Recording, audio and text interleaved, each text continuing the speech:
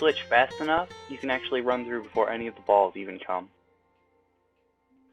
The pattern here is one ball in the center, then a line of 3. Remember, they're blockable, but you can also avoid them by jumping over them.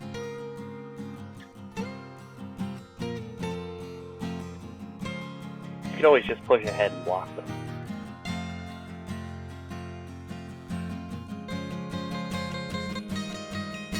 If you're not entirely comfortable that way, you could always jump to the groove and use that to avoid them.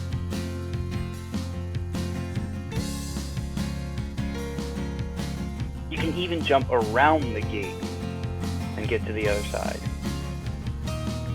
Though you'll probably have to go back to kill the 2 zombies.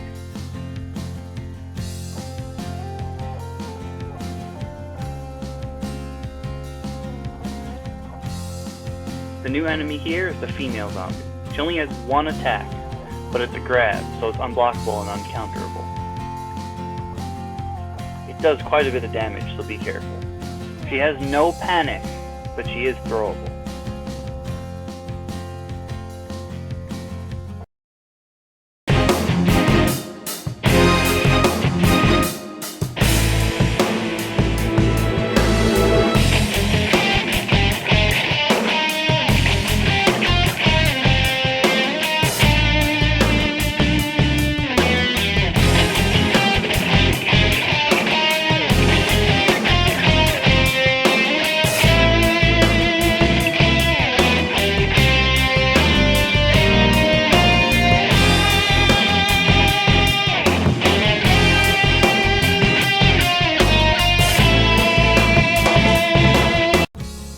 While you could break the cubes open here, it might be better to stand on top of them to dodge the balls.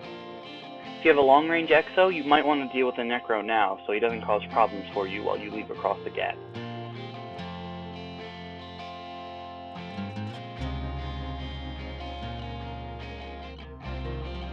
In order to get past this gate here, you're going to have to hit the switch a little up and to the right past the spikes.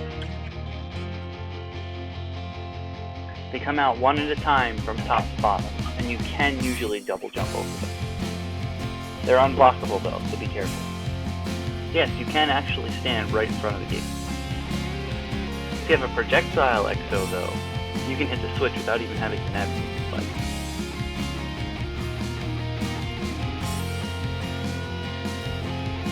This switch here opens the gate to a chest, so technically you could ignore it, but if you want the extra help, you might as well open it. There are 9 cubes in total in this room, and you can break each of them to get an item. Be sure to time your jump properly or you're going to fall into the abyss. You could always cheat and jump on top though.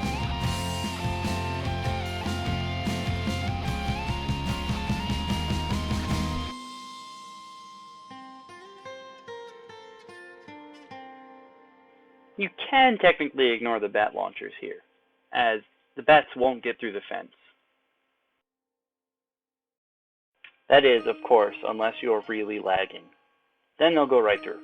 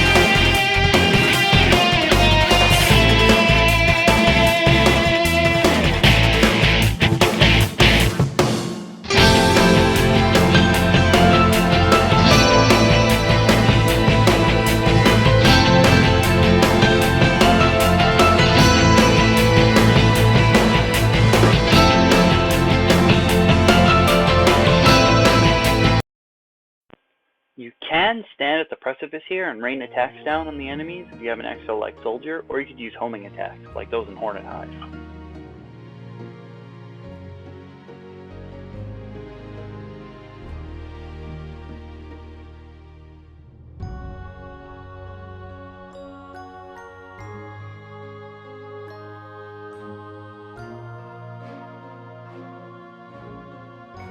You actually can stand atop the walls of the enclosure, you just can't go through the top middle, where the pathway up is.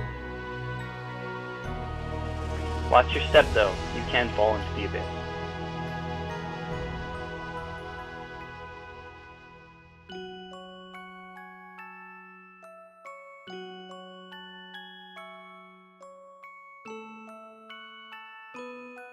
This also means that it's possible to edge enemies if you can get them on the top or over the fence. To open the first gate here, you're going to have to head up the incline, dodge the 2 spikes, and hit the switch. There's also a chest up here.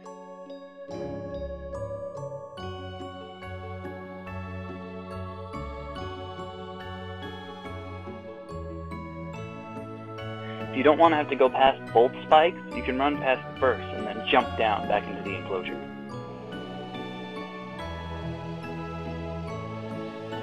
This Necro here is special because he has a new attack. He's got a homing skull. It's blockable, but if it touches you, you're going to turn into a frog. Being a frog is worse than a skelly because you can't attack at all. All you can do is double jump and walk. All of the Necros that you meet from now on in adventure mode will have this attack.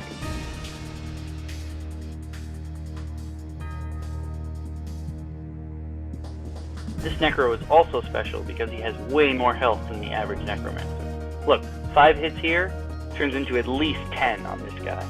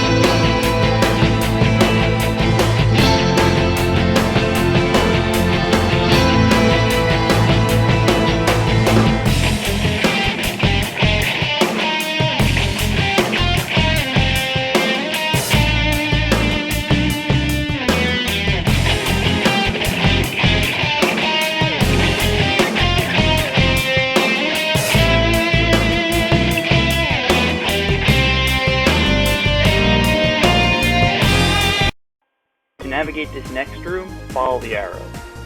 You might as well hit the pot here. It's a free item.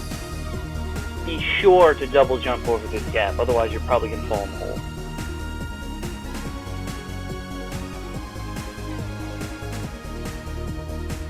Now you can continue to follow the arrows here, or you can make the jump a little early where the path becomes wider.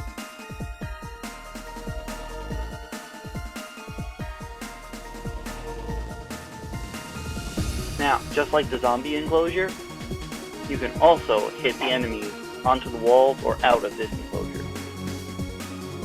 That means you can stand atop it too.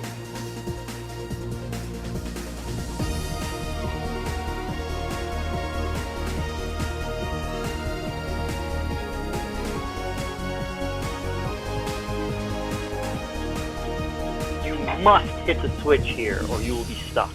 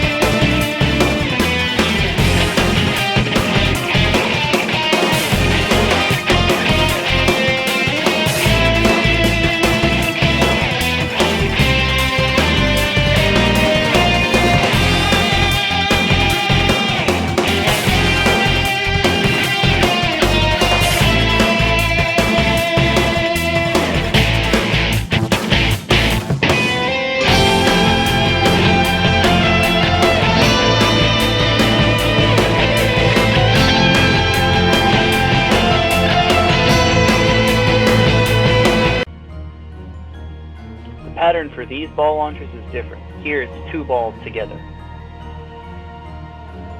They're still blockable and you can still avoid them by jumping over. But be careful, they come out very slowly, so sometimes it's best to wait to jump until you hear them come out.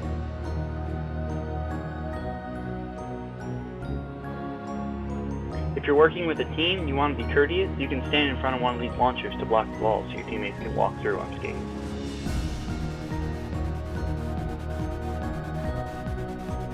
And just like the first ball trap, there are grooves that you can use to avoid the ball.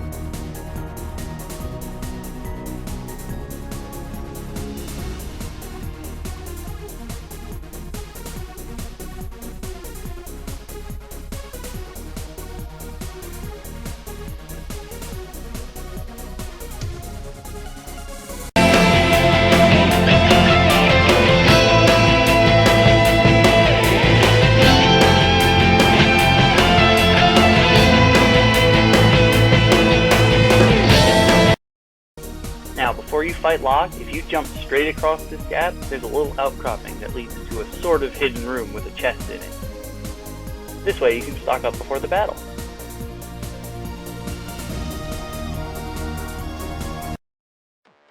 Alright, let's see what Locke can do.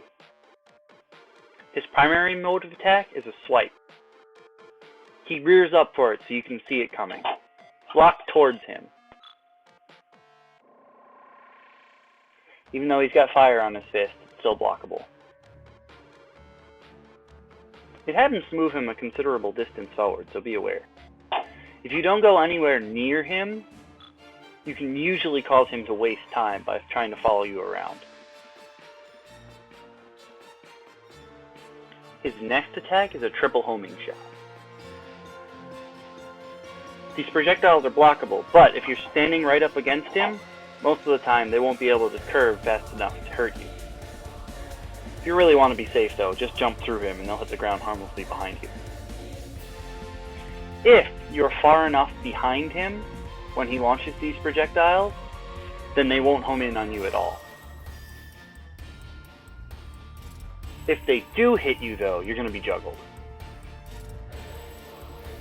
His next attack is a quick but blockable energy. Sometimes he teleports to the center to do this, so be aware. For his next attack, he'll teleport to the center and then climb up the wall. Depending on what he does after he leaps off the wall, he'll land in a different spot. If he bounces off the other wall, he's going to land on the left side. If he just shoots off the wall, he'll land on the right. While he's climbing though, he's vulnerable to attack. Remember, jump punches do more damage than jump kicks. While he's in flight though, that counts as an attack, and that's unblockable, so don't try standing in the way. You will get hurt.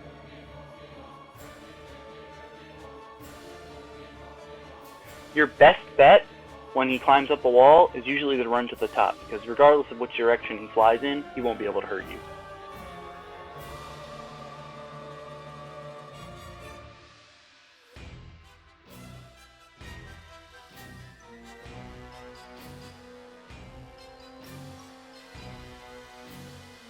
Standing up top also makes it easier for you to block the homing projectiles, because you know they're going to come from down below, so you can block facing down all the time.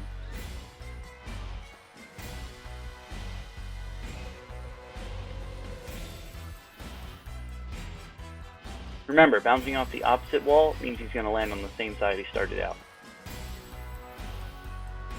Now, Locke's final attack is his unblockable attack.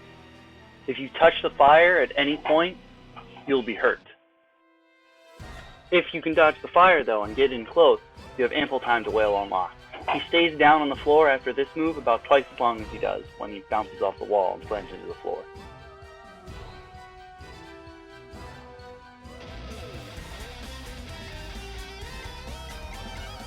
You can often use the highest stone pillar to stand atop to dodge the fire. Makes things much easier.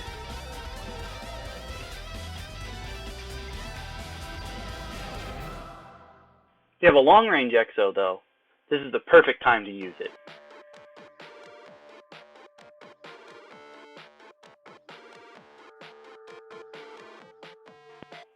Now that you know everything Locke can do, why don't we take him down?